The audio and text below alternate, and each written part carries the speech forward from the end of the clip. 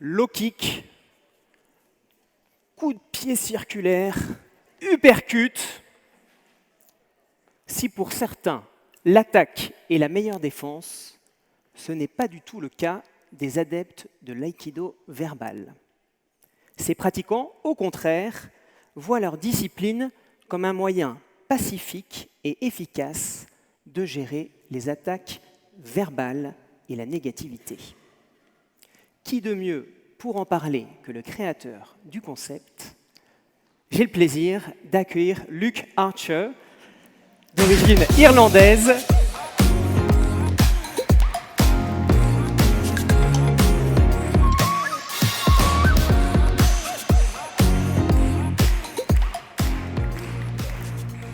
Luc, bonjour.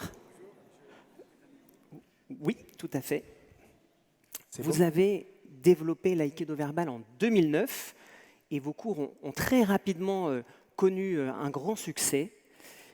Pratique que vous avez fait connaître en publiant 3 livres, je crois, dans 3 traductions, français, anglais, portugais. Et vous avez amené, je crois, un exemplaire en anglais. Et en anglais, pour ceux qui veulent s'aventurer. Vous travaillez avec des écoles, des universités et des organisations médico-sociales en France et à l'international. Comment l'aïkido verbal peut aider à mieux communiquer au travail? Eh bien, je vais vous présenter ça.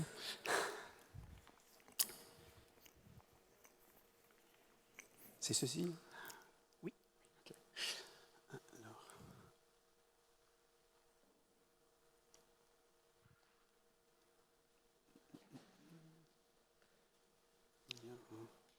Je clique là.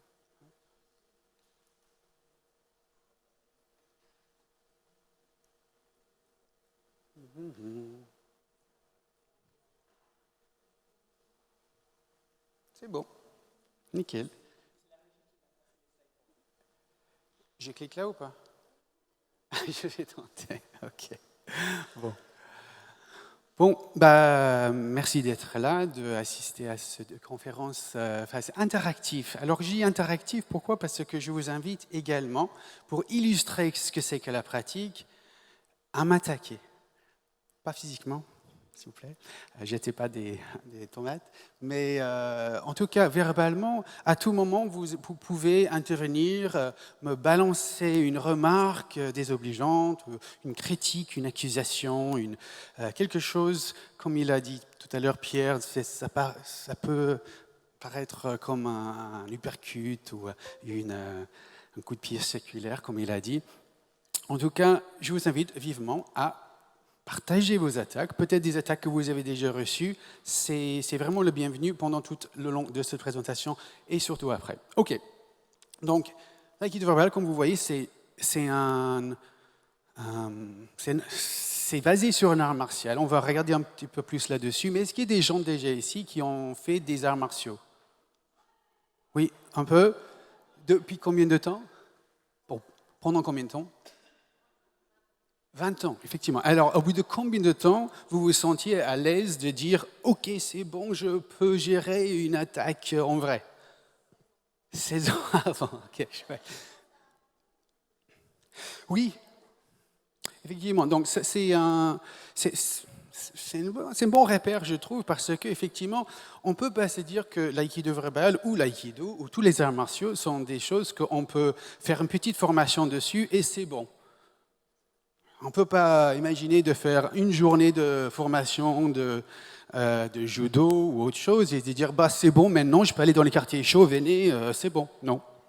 Il faut développer des réflexes. Et l'aïkido verbal, tout comme tous les arts martiaux, il s'agit d'un développement de réflexes. On va voir ça un peu plus. OK. Donc, on va enchaîner. Alors, qu'est-ce que l'aïkido verbal? Déjà de comprendre ce que c'est que l'aïkido. Donc, l'aïkido, si on peut voir, je vais faire comme ça. Voilà. Donc, le do, déjà, si vous connaissez peut-être plus le judo ou le taekwondo, il s'agit de la même chose. C'est c'est un moyen d'arriver à un objectif, un chemin, une voie ou quelque chose de ce genre-là. Déjà, excusez-moi, si je m'entends faire des fautes de genre, si vous voulez me corriger aussi, me dire, Luc, quand même, franchement, ça fait 20 ans que vous êtes en France, vous devriez apprendre à dire c'est un voix ou une voix. C'est bien, balancez. Alors, le ai, donc dans l'aïkido, ça veut dire concorder, mettre ensemble. C'est l'idée de convergence. Donc, je ne sais pas où le pointer, je le pointe. Donc, l'aïkido, contrairement à pas mal d'autres arts martiaux, si vous connaissez peut-être la karaté, par exemple, c'est un art, c'est pas un art martial de fusion, c'est un art martial de coups. On va donner des coups, on va recevoir des coups et ça fait un peu mal après. Le judo et le sumo, ce sont des arts martiaux plutôt de lutte. On va quand même essayer d'avoir le dessus de l'autre. Tandis que l'aïkido, ce qui le différencie de beaucoup des autres arts martiaux, c'est que c'est un art martial de fusion.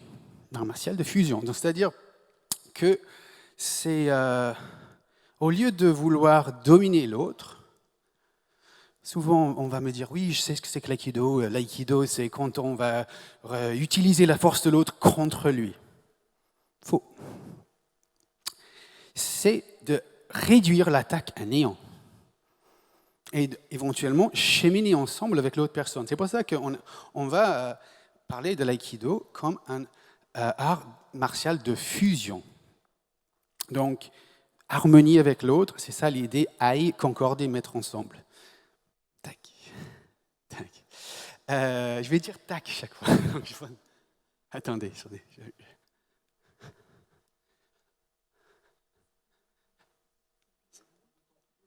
Le gros. Oh, ça marche. C'était moi. Donc, le ki dans l'aïkido, c'est où vous connaissez peut-être le tai chi ou le reiki, pas forcément l'exemple, mais des choses comme ça. Ce sont, hop, non, toujours pas. Tac. Voilà, c'est un flux d'énergie naturelle. Donc, ça veut dire quoi? Ça veut dire que c'est l'esprit, en fait. C'est vraiment cette idée d'énergie que l'on va harmoniser au lieu de essayer de dominer l'autre personne. Donc, voilà. Donc, l'aïkido, on peut le dire d'une autre manière, c'est un moyen d'harmoniser les esprits. Et c'est pour une raison, vous ne retrouverez pas l'aïkido dans les Jeux Olympiques. Il n'y a pas une idée de gagner ou de dominer l'autre personne. Donc, ça peut paraître un peu bizarre pour des arts martiaux parce qu'on a souvent l'idée qu'on va lever la main de la personne qui gagne, mais les conférences et les échanges sur l'aïkido martial, c'est vraiment quelque chose où on est là pour échanger les manières de pratiquer. Voilà, donc ça, c'est l'aïkido. Est-ce qu'il y a des attaques? L'aïkido, ça ne fonctionne pas. Non, pas pour l'instant, pas plus tard. Ok, donc, comment? C'est-à-dire, vous préférez que ce soit comment alors?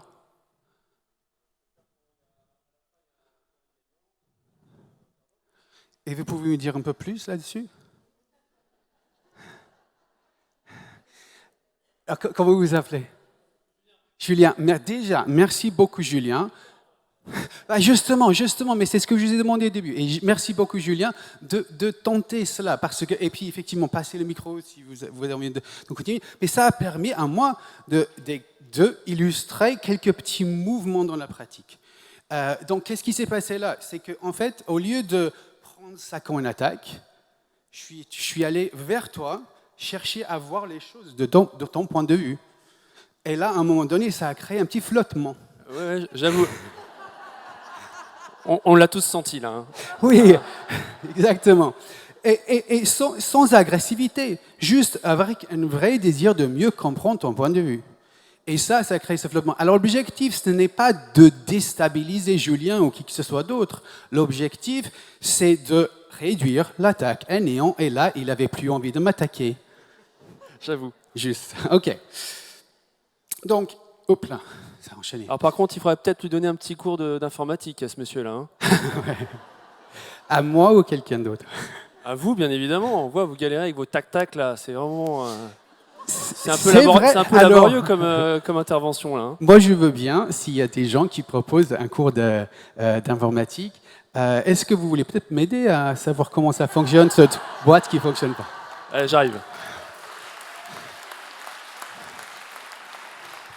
Alors, volontiers, Super. je vais vous aider. Il suffit de prendre le bouton, là. Alors, vous voyez bien, quand vous êtes ici, vous êtes, à mon avis, trop loin. Ah, Voilà. Et je pense que vous avez Il tout suffit de intérêt savoir. à vous rapprocher du moniteur et peut-être cliquer d'ici. essayez. Ah,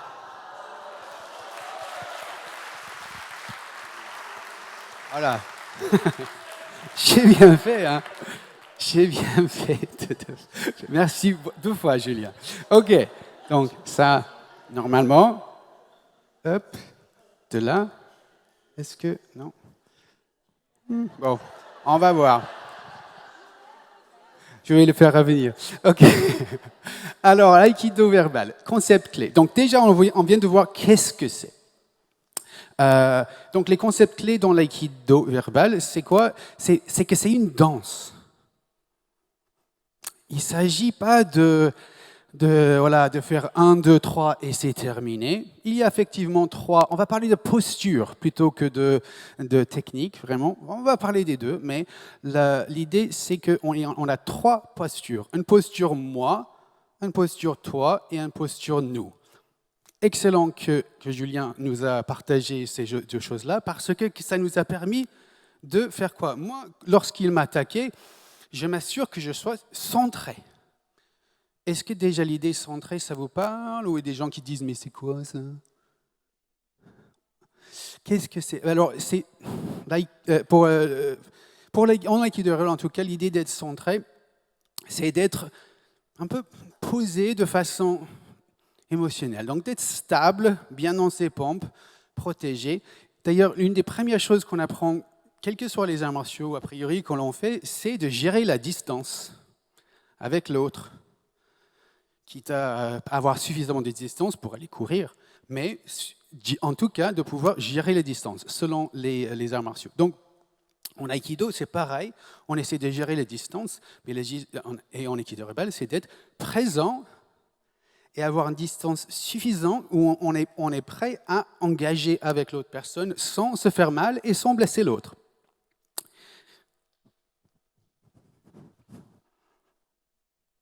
Ah non. Je ne sais pas où. Comment tu as fait, Julien? C'est là. Hop. Non, ça c'est le... Bon. Voilà, moi je dois me centrer. Décidément. Donc, c'est quoi la suite? Donc, en fait, en gros, si on peut parler plus un peu de ces postures-là, le moi, comme je dis, c'est d'être centré, c'est ce que j'ai fait lorsque Julien m'a attaqué. Le toi, c'est lorsque je suis allé sincèrement chercher à comprendre qu'est-ce qu'il voulait dire par là. D'ailleurs, c'était une des premières questions. Qu'est-ce que ça veut dire? Qu'est-ce que tu préférerais? Est-ce que tu peux m'en dire un peu plus là-dessus? C'était les premiers mouvements. Et voilà, déjà une petite déstabilisation. Ensuite, il a changé d'angle d'attaque. Il a dit, mais tu devrais peut-être un peu plus savoir sur l'informatique. Et j'ai dit, c'est-à-dire, pareil, un petit mouvement comme ça. Et ensuite, il a continué son attaque. Et c'était, est-ce que ça te dit de descendre? Donc, j'ai trouvé un petit nous. Et un petit nous qui correspondait à lui, qui correspondait à moi. Et on enchaîne là-dessus. C'est pas pour dire quand on fait un mouvement, un moi, toi et nous, ça va tout régler, non. Mais en moi, là, je me suis protégé. Lui, il ne se sentait pas non plus à la fin humilié. Et donc, du coup, il n'avait pas envie de dire, a priori, il s'est dit, bah oui, si j'attaque encore Luc une deuxième fois, ou une troisième fois, qu'est-ce qui va se passer? Parce qu'au final, les gens ils nous traitent comme on les apprend à nous traiter. C'est-à-dire, si quelqu'un imaginons que... Comment vous appelez? Donc, imagine, Marie-Pascale et moi, on travaille ensemble et tous les matins, j'arrive et je fais un grand coup dans le dos. Salut Marie-Pascale. Et elle fait, ah, salut Luc, oui, ça va. Et tous les matins, je fais ça. Si elle ne fait rien, je continue. Même sans savoir que je le blesse, ou je le fais mal, ou je l'embête. Mais à un moment donné, peut-être elle va essayer d'engager avec moi autrement. Elle va me faire un top là. Donc moi, j'arrive avec mon intention de lui faire un grand coup dans le dos. gentiment, hein, mais je lui ai fait comme ça, salut Marie-Pascale, elle fait, hop, elle engage avec moi autrement. Donc tu proposes, elle propose quelque chose avec lequel elle est alignée, et ça ne veut pas dire que le surlendemain, que je vais arriver en disant, je vais faire, et je le fais, et elle, encore, elle me propose autre chose. Petit à petit, moi je vais dire, quand je le vois, c'est top là. Merci. OK. Est-ce qu'on a des nouvelles? Oui. Croisons les doigts. Ah oui. Non? Est-ce que j'appuie sur le bouton? Ah! Merci beaucoup à tout le monde. OK, chouette. Donc le moi, se centrer en cas d'urgence. Créer cet espace, dont je vous ai parlé, entre le stimulus et la réponse pour se stabiliser. Le toi, comprendre le sens de l'expression de l'autre.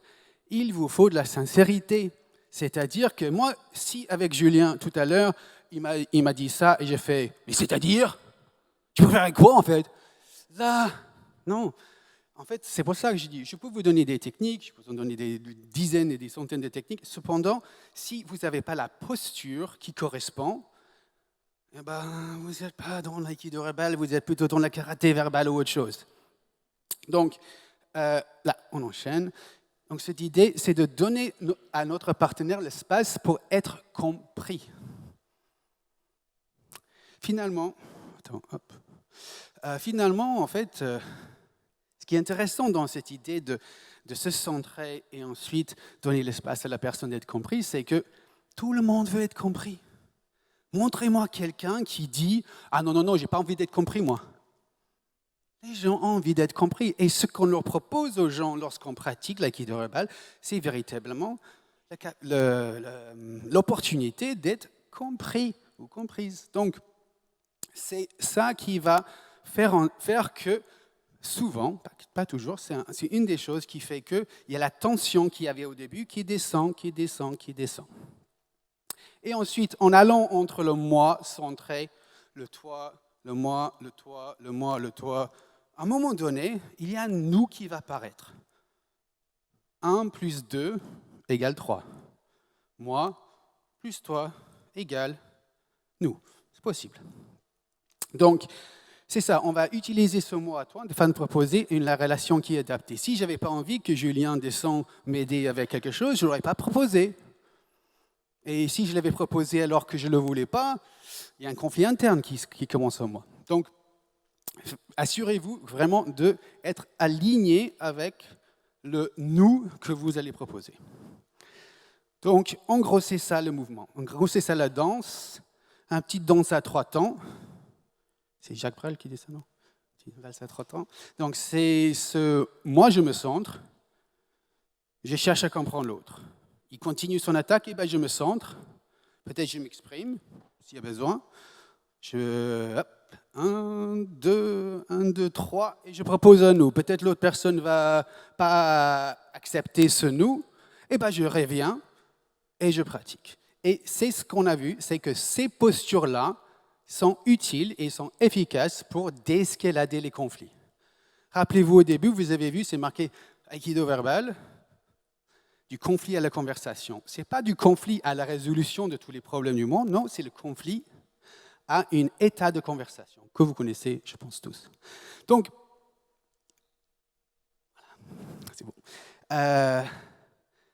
Donc là, on a vu qu'est-ce que c'est, comment on le fait, et voici pourquoi on le fait. Alors, c'est une de mes citations préférées.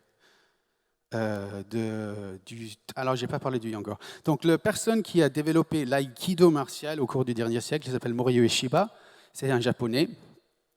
Et une de ces citations que j'adore, c'est vraiment la vraie victoire, c'est une victoire sur soi. À savoir, on n'est pas en train de dominer quelqu'un d'autre ou essayer de maîtriser quelqu'un d'autre, on est toujours en train de développer notre propre communication pour mieux se maîtriser. Je peux vous dire que si vous arrivez à le pratiquer et vous en sortez à un moment donné, et vous dites « Ah là, je me suis bien maîtrisé », et vous voyez le résultat, c'est qu'il y a quelque chose qui s'est passé, il y a quelque chose dans la relation qui s'est développée. Donc là, on va revenir un peu de là-dessus plus tard aussi. Donc, l'idée, le minimum que ça va permettre, c'est de se protéger et éviter l'escalade. C'est le minimum. Et je dis ça pourquoi? Parce que, malheureusement, il y a des gens avec lesquels il y a un nous qui n'est pas possible. Selon la plupart des gens dans les sciences psychologiques me disent que c'est à peu près 5% des gens qui existent ont une déficience en empathie. Une vraie déficience en empathie, une déficience qu'on ne peut pas appeler pathologique. Donc ça veut dire qu'une personne sur 20, vous n'arriverez pas à forcément avoir ce nous, un vrai nous avec lequel on peut être équilibré, à cause de ce manque d'empathie. Mais dans ces situations-là, comme je vous ai dit, même si on n'arrive pas à avoir un nous possible avec l'autre personne véritable, eh bien on peut au moins éviter l'escalade et se protéger. D'ailleurs, on travaille maintenant avec des gamins à partir de 5 ans dans les écoles et ils arrivent à la pratiquer, on l'a simplifié vraiment pour eux et ils arrivent à se protéger. Eux, par contre, les attaques qu'ils ont tous les jours, c'est plutôt « caca boudin »,« t'es pas mon copain » et « il n'est pas joli ton dessin ». En gros, c'est ces trois-là, mais c'est étonnant, plus ça va, c'est reste les mêmes choses. Les attaques sur nos créations, les insultes ou des critiques comme ça. Donc, c'est le minimum que ça va pouvoir vous permettre de faire, c'est de se protéger, éviter l'escalade. Également, je ne sais pas comment c'est... Vous avez fait quel art martial en fait? Je ne sais pas demander, c'était quoi comme art martial que vous avez fait? Okay. Donc, et souvent dans des différents arts martiaux, il y a des espèces de lignes directrices, quel que soit le niveau qu'on est. Dans le Krav Maga, c'est d'être efficace. Dans le karaté, c'était comment? Oui, une ligne directrice à peu près. Hein. Quel que soit le niveau de pratique, on serait toujours là-dessus. Et toujours en évitement et pas en attaque. Okay, bah, super. Et avec respect. Okay. Oui, ça, on peut toujours développer également. Merci beaucoup. Donc, effectivement, dans l'aïkido, que ce soit l'aïkido... Excusez-moi, s'il vous plaît. Oui. Attendez. Pardon, c'est encore moi. Oui. Je pense que vous le faites exprès, mais à mon avis, maximiser le douceur, ça me paraît assez étonnant comme expression. Vous préférez quoi, en fait? Maximiser la douceur? La douceur, c'est mieux. Merci beaucoup. Vous pourriez faire un effort, s'il vous plaît, quand même. S'il y a d'autres erreurs, est-ce que vous pouvez les noter et me les envoyer? Pas de problème. C'est gentil. Mais par contre, vous devriez maximiser l'effort, par contre, vous, là-dessus. Sur votre... Maximiser l'effort dans... sur votre écrit. C'est pas mal, hein? Merci beaucoup. Merci beaucoup. Donc, effectivement, ouais, c'est fait exprès, ouais, on va dire ça. Alors, maximiser la douceur, c'est ce qu'on peut faire. Donc, quel que soit notre niveau dans l'aïkido, martial ou verbal, j'ai dit, on est toujours en train de travailler sur ces deux choses, c'est d'être plus doux dans nos mouvements et d'utiliser moins d'efforts. Moi, quand j'ai commencé dans l'aïkido martial, je me rappelais que je travaillais avec des gens qui étaient des ceintures noires et ils avaient que à bouger les hanches et hop, j'étais par terre. Je ne comprenais rien. Et c'est ça, juste un petit mouvement et hop, ça a de l'effet. Et c'est ça qu'on travaille à toujours développer sur notre voix. Rappelez-vous, c'est un Tao, un Do, une voix de la pratique. Donc, hop. Troisième chose, et là, c'est le plus dur. C'est de lâcher l'ego. C'est de pouvoir dire qu'est-ce qui est important. Comme il dit Marshall Rosenberg, c'est d'avoir raison ou d'être heureux. Voilà, il faut choisir. Il faut choisir. Donc, on va prioriser la relation. Donc, qu'est-ce que ça veut dire? Ça veut dire que si on décide que qu'est-ce qui est le plus important pour moi, eh bien, c'est la relation que j'ai avec l'autre personne, et bien, l'aïkido verbal va fonctionner. Par contre, si ce qui est le plus important pour moi, c'est de dominer l'autre, c'est d'avoir raison, c'est de gagner, toutes ces choses-là, je ne sais pas si ça marche, je ne sais pas essayer. Donc, l'idée, c'est ça. C'est du moment que vous décidez que la relation est la chose la plus importante pour vous, oui. Comment?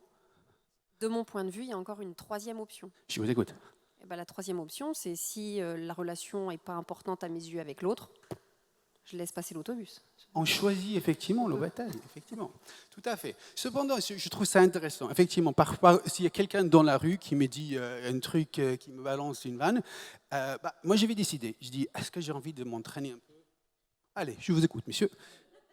Pourquoi pas? Si j'ai envie de m'entraîner, tout ça, en fait, c'est ce qu'on on apprend. Et c'est intéressant parce qu'en fait, surtout pour les débutants, ça paraît très ambitieux. Mais petit à petit, dans la pratique, on arrive à sentir quelque chose, c'est-à-dire que presque les opportunités de pratiquer, on est plutôt accueillant à ça. Ce n'est pas pour dire qu'on va les chercher, ce n'est pas pour dire qu'on va provoquer des gens qui vont nous attaquer, non. Par contre, c'est que lorsque une opportunité arrive de pratiquer, comme ça, on va les accueillir, on va vers. Donc cette pratique demande du courage, un développement de courage, mais une fois qu'on a quelques petits mouvements, quelques postures, quelques techniques sur lesquelles on peut être à l'aise, et bien là, ça nous permet d'aller plutôt vers. C'est super intéressant. Ok, j'enchaîne. Alors, donc ça c'est le concept clé. On va regarder tout ça un petit peu ensemble. L'aïkido, c'est la voie d'équilibre des énergies. Ce sont ces mouvements-là, le moi, toi et nous. On danse et on fait ça pour la maîtrise de soi, maîtrise de sa communication. Ok. Est-ce que vous avez des attaques? Donc, pour s'entraîner, comme dans tous les arts martiaux, on a besoin d'un lieu de pratique sécurisé. Un endroit où on peut y aller, sachant qu'il y a de la bienveillance. Et comme on a dit, notre cher pratiquant de karaté, un respect d'un cadre que nous, on met en place pour que les gens puissent s'entraîner et développer leurs compétences. Parce que, comme je vous ai dit, il s'agit de développer des réflexes. Donc, comme on le fait dans la pratique, c'est qu'on fait un salut et un centrage. Comme dans tous les dojos. En fait, le dojo, ça veut juste dire lieu d'entraînement. Pour ceux qui ne connaissent pas. Donc, on commence avec un salut, un centrage. On reconnaît chaque personne qui est là pour nous aider à pratiquer. On fait un centrage, comme je vous ai dit. Alors, le centrage, depuis novembre dernier, il y a au moins 8 milliards de centrages qui existent. Parce qu'on est devenu à peu près 8 milliards de personnes sur la planète. Donc, pour vous dire qu'il y a autant de façons de se centrer qu'il y a des gens sur la Terre. On n'a pas la science infuse de dire on a la seule façon de se centrer. C'est à chacun de trouver sa façon de se centrer. On l'encourage vivement. On propose des différents centrages. On demande aux gens d'amener leur propre façon de se centrer. Vous pouvez faire du yoga, du sophrologie, tout genre de choses qui vous aident à vous centrer. Juste respirer, la cohérence cardiaque, etc. C'est des bonnes choses. On s'entraîne à le faire de façon régulière et ensuite, et ensuite à développer ces réflexes qu'on sait où on doit aller lorsqu'on en a besoin dans les situations difficiles. On développe, comme je dis ici, les réflexes d'accueil pour les opportunités de pratiquer. Ensuite, on fait ce qu'on appelle le stretching verbal. L'étirement verbal, c'est un moyen de travailler nos deux postures. Notre posture d'expression centrée, à partir d'un mot ou un terme, et surtout notre écoute. Alors, l'écoute, on parle beaucoup d'écoute active et c'est super intéressant l'écoute active dans les conversations et dans les sessions de coaching, etc. C'est super intéressant. Cependant, en situation conflictuelle, ça peut vachement nous desservir. Si on commence à reformuler ce que la personne dit. Attention, c'est pas ça que j'ai dit. Tu changes mes mots. Attention, il y a plein de... Je vois que vous êtes en colère, mais je ne suis pas en colère. Il y a plein de choses qu'il faut faire vraiment attention, qu'on a juste à relever. Il faut savoir que le dojo, tel qu'on l'avait créé, c'est vraiment un laboratoire où on a dit qu'est-ce qui a fonctionné, qu'est-ce qui n'a pas fonctionné, qu'est-ce qui a augmenté la tension, qu'est-ce qui a fait descendre la tension. Et petit à petit, au bout de c'est maintenant 15 ans de pratique, eh bien, on a quand même trouvé pas mal de choses qui fait monter et qui fait descendre et ça aide les gens à pratiquer de façon plus pure et efficace. Donc, l'étirement verbal, comme je dis, ça aide à entraîner la posture d'expression centrée, de pouvoir s'exprimer et ensuite de pouvoir écouter. Cependant, ce que j'ai remarqué, moi, quand j'ai commencé la société il y a 15 ans à peu près. C'était l'Institut de développement pédagogique. J'ai remarqué, moi je voulais travailler exclusivement avec 3 secteurs, secteur médical, social et éducation. C'est les 3 secteurs qui m'intéressaient, c'est des gens de vocation. Et ce que j'ai remarqué au fur et à mesure des années, c'est que beaucoup de gens qui travaillent dans ce secteur-là, ils ont une jolie posture d'eux. C'est-à-dire qu'ils sont vraiment là à être au service de l'autre, ouverts à l'autre. Cependant, il leur manque la posture 1. Et là, ça va partir à un burn-out. Pourquoi? Parce qu'on s'est oublié soi-même. Donc, c'est juste une observation depuis le temps que je travaille avec ce public. C'est que vraiment, il y a un équilibre à trouver entre les deux.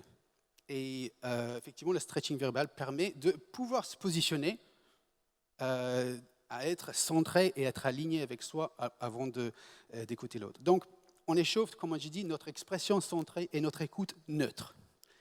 Plus qu'une écoute active, c'est une écoute neutre. C'est dur, c'est très très dur. Donc le sparring, c'est les échanges.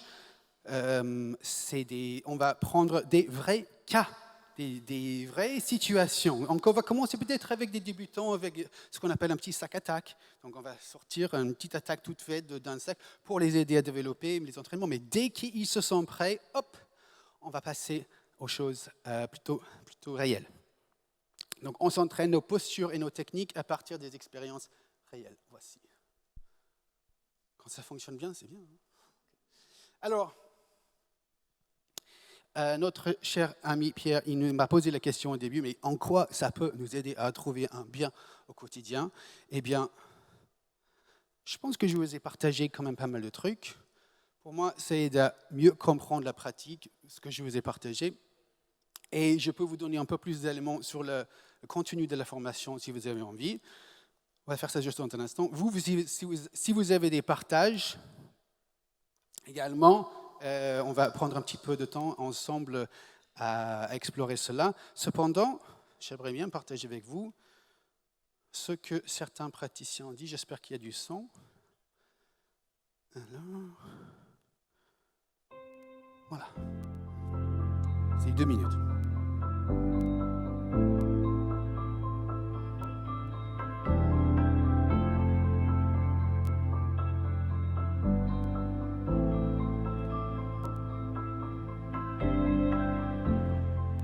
A brand new way of communicating with the world.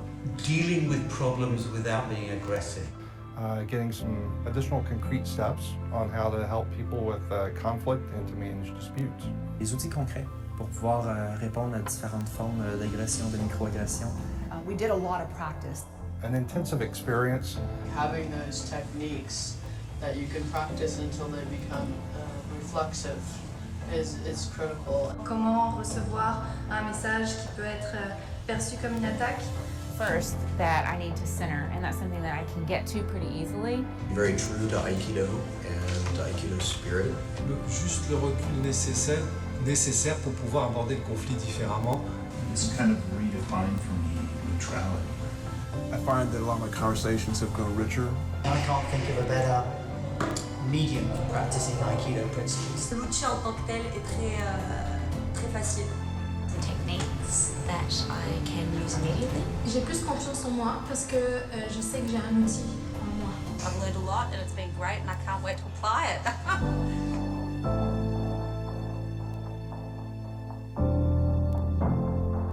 They can be empowered to change that energy, that negative energy, into a more balanced energy. Avoir une meilleure qualité de vie. So allowing each other to have an opinion without having to violently disagree. C'est une clé à pas mal d'enjeux qu'on vit. I've seen those shields fall down. I've seen people think differently. It can be beneficial for families within the workplace. It opens up a new dimension in understanding your teenager. And I think it's got a huge application for children. We can become better listeners. We really need to engage. Et quand on voit le résultat et vers quoi on va, ça ne peut être que positif. La paix dans le monde.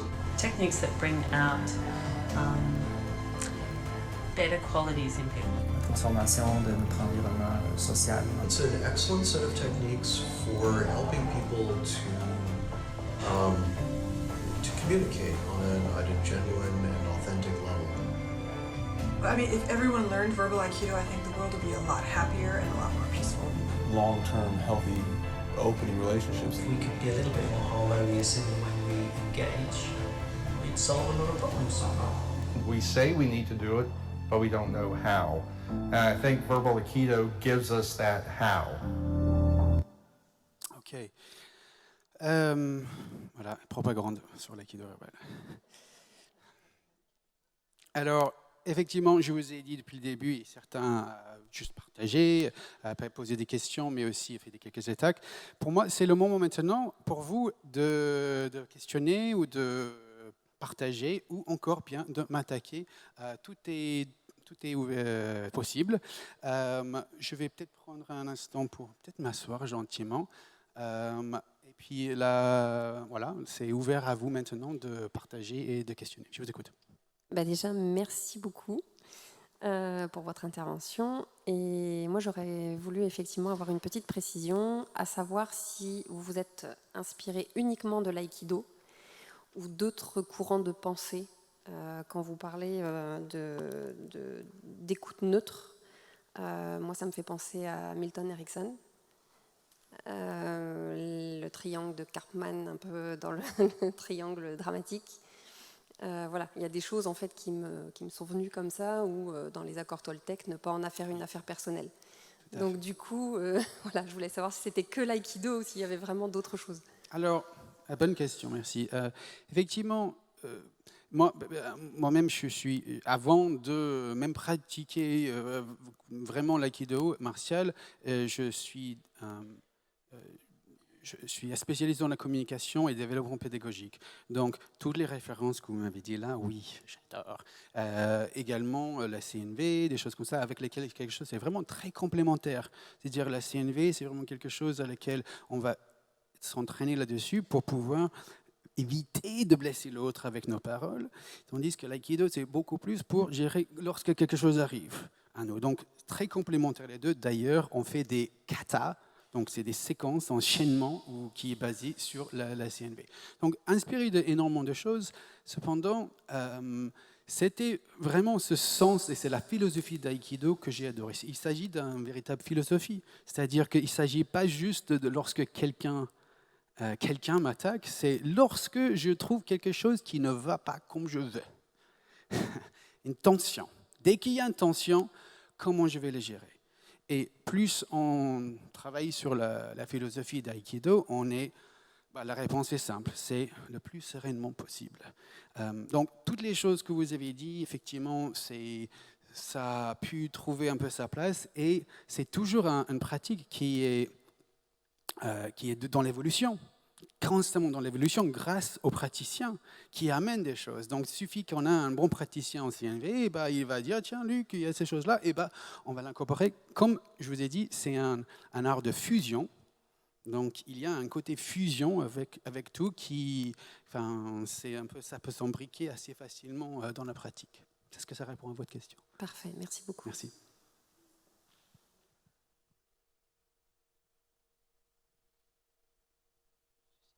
Même pas d'attaque.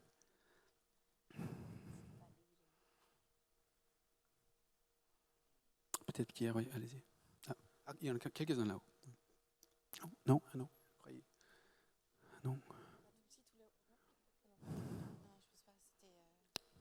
Je suis myope en fait. Je voyais un bras, mais il n'était pas dans l'air. Du coup, ma question, c'est, donc vous avez parlé de la première étape qui est l'ancrage, hein, c'est ça? Vous avez dit qu'il y en avait finalement 8 milliards façons de s'ancrer. Est-ce que vous pourriez néanmoins nous donner quelques techniques d'ancrage? Oui, mais encore mieux, c'est de se surveiller. Alors là où je vous ai parlé de l'aïkido verbal, à savoir qu'en général, quand je fais une présentation avec un groupe dans une idée de l'introduction à ça, on va vraiment pratiquer un petit peu. Et je leur dis tout d'abord que là, on pense faire de l'aïkido verbal, mais en fait, tout ce qu'on va faire, c'est de l'auto-observation et un travail sur l'intention. Donc, quand je parle de auto-observation, c'est un peu la clé pour le centrage. C'est-à-dire que comment on va savoir qu'on est décentré? c'est l'auto-observation. Donc ça, je vous invite tous, chaque personne ici, à déjà dans un premier temps explorer. La prochaine fois que les choses ne vont pas comme vous voulez, eh bien, ça se passe où? Physiquement. Pour moi, c'est ma tête. Vous connaissez, si vous faites de la natation, il y a des bonnets de natation qui fait clac sur la tête, ça fait comme ça. Une tension sur pas d'autres personnes, c'est ici, c'est là, souvent sur les zones, ce qu'on appelle des chakras, des choses comme ça, peu importe. Je connais quelqu'un où c'était dans son coude. Bref, les zones de tension, déjà dans un premier temps de repérer, et ensuite, si vous voulez juste faire un truc simple, c'est de respirer 3 fois.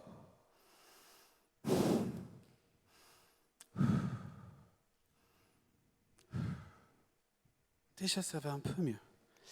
Et c'est comme on dit en Irlande, il n'y a pas une situation pour laquelle un tasse de thé ne peut pas faire un petit peu mieux. Donc, c'est un peu la même chose. Il n'y a pas une situation sur laquelle on est un peu plus centré. On sait lorsqu'on est centré que le résultat de ce que je vais faire va être mieux. Donc, déjà la respiration, ça peut fonctionner. Encore, il s'agit que chacun trouve le leur. Les enfants aiment bien les choses visuelles, souvent. Et encore, ça dépend. Ça dépend de l'enfant. Donc, déjà, la respiration. Est-ce que dans le prolongement, ça correspond finalement à mettre un peu de distance entre l'émotion, l'intensité de l'émotion reçue avec l'attaque, avant d'y répondre, justement? En fait, oui, c'est super important sur quoi tu abordes, Pierre, parce que, effectivement, rappelez-vous, l'aïkido, c'est un art de non-résistance. Non-résistance. Donc, ça veut dire ne pas résister à la personne en face, mais aussi ne pas résister à nos propres émotions.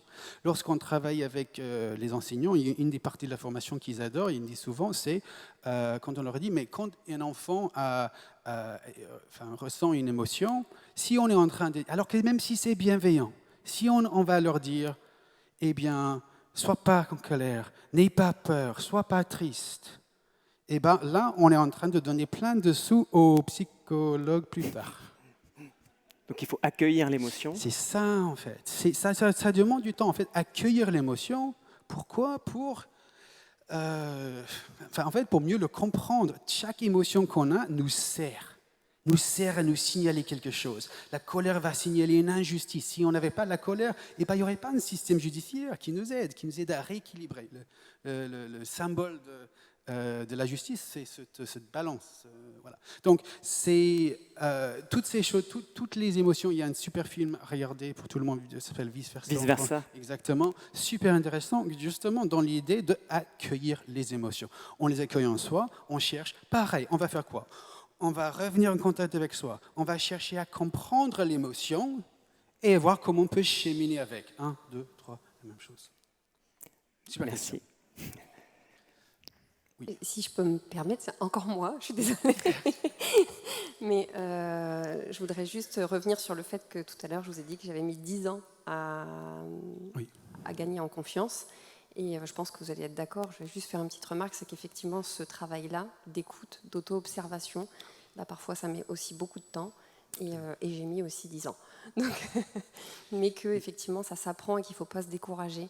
Donc voilà, l'autogestion, en fait, observation, intégration de l'émotion, ça met du temps. Et la réponse aussi, du coup. Absolument, absolument. Alors, c'est une des choses importantes parce que souvent, surtout quand je travaille avec des adultes, ils mettent la barre très haute à se dire, oh bon, on a appris des choses au dojo, mais dans la vraie vie, voilà, il y avait ma belle-mère, souvent les belles-mères, je ne sais pas pourquoi, mais la belle-mère qui m'a dit un truc, et hop, voilà, et j'ai perdu mon centre, etc., et des choses comme ça. Donc, effectivement, il faut rester avec, il faut déjà travailler dans des conditions favorables, et ensuite élargir petit à petit, de pouvoir le faire sans besoin d'aide extérieure.